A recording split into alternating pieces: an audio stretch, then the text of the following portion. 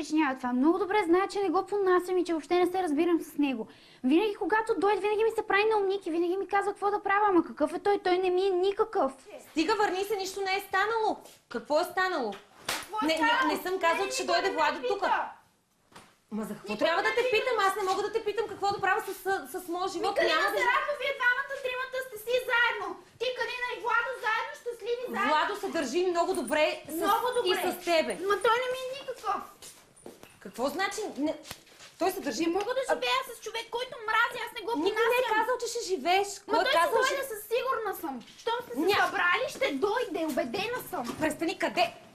Деница, къде отиваш? Това беше прекалено. Наистина беше прекалено. Да, бях горе-долу подготвена, че ще отреагира не добре, но това беше наистина просто прекалено. Владо не е никой, не е такъв. Аз съм убедена, че той ще положи много усилия, ще направи всичко възможно да се сближи с нея и ще се държи много добре с нея, но тя просто не иска да му даде никакъв шанс. Много добре знам какво ще стане сега. Ще правят пак на щастливото семейство тримата. Аз къде? По средата, където се падна. Ама аз съм никой, забравих, че съм никой. Просто не мога да живея тук повече. И сега Калина ще почне да ме дразни с това. Татко е перфектен, татко прави това, татко прави онова. И ще почне да ме дразни. Не мога повече така. 2 седмици по-късно Зорка и Владо са поканени на годишния концерт в школата по танци, която посещават Деница и Калина. Тъй като това е важно събитие за двете момичета, по-малката сестра е поканила и своя баща Павел, който пристига с новата си приятелка. Стига сега! Са ли намери? Кога? О, щастливата двойка. Честито. Честно казвам, стана ми неприятно. Гледката не ми хареса. Не мога да разбера Зори защо е допуснала отново този човек до себе си. Този мизерник не я заслужава. Тя е много хубава жена и сигурен съм, че ако си може да има всеки, който се пожелае. Почувствах се страхотно. Имах най-прекрасната жена до мене. А той е просто цъфна с поредната куха кифо.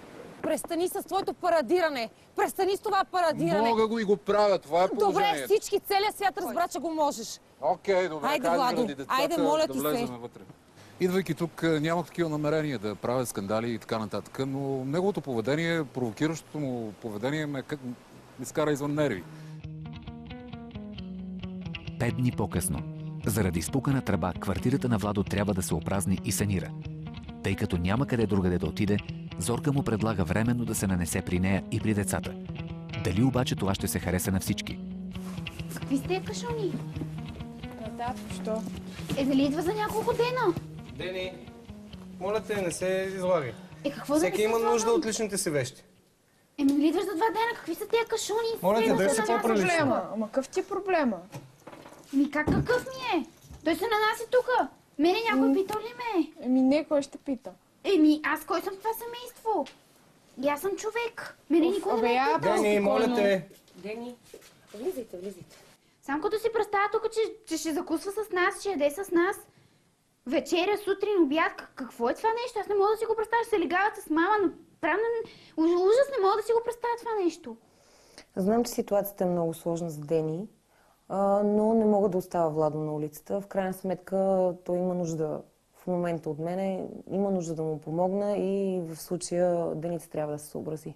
Ама той не се нанася тук спокойно, това е временно. Това е временно съвсем докато... Убедена съм, че ще стана тук за винаги. Сигурно съм махайте. Деница, моля те. Деница, престани!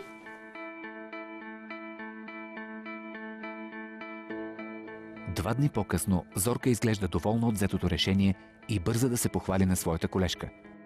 Човек носи ми кафето в леглото, закуска ми прави...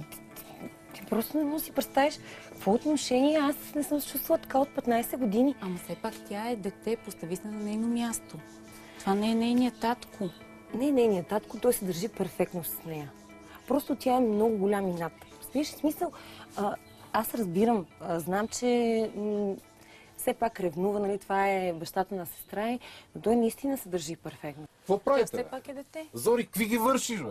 Какво става, бе? Защо? Защо постъпваш така, разбери? Ма чакай, Спокойно, защо ме блъскаш? Ти спокойно. Ама Какво не става? може, как може да ги вършиш тези неща зад гърба ми? Бесен съм. Когато Дени ми се обади по телефона, ревеше. И трябваше да предприема набързо, да говоря с Зори, да се видя, да чуя нейната версия каква е всъщност. Ядосан съм, не мога, не искам да го позволя това да се случва наистина, както Дени ми го обясни по телефона. Не, няма да го позволя това нещо. Какво значи няма да го Не. позволиш? Как така няма да... Как? Абсурд. Няма да позволя този мухлю да живее с Дени.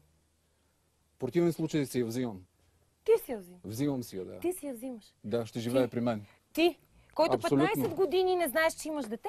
Как така ще предявява претенции, чак ще я вземе при себе си. Той никога не я е гледал.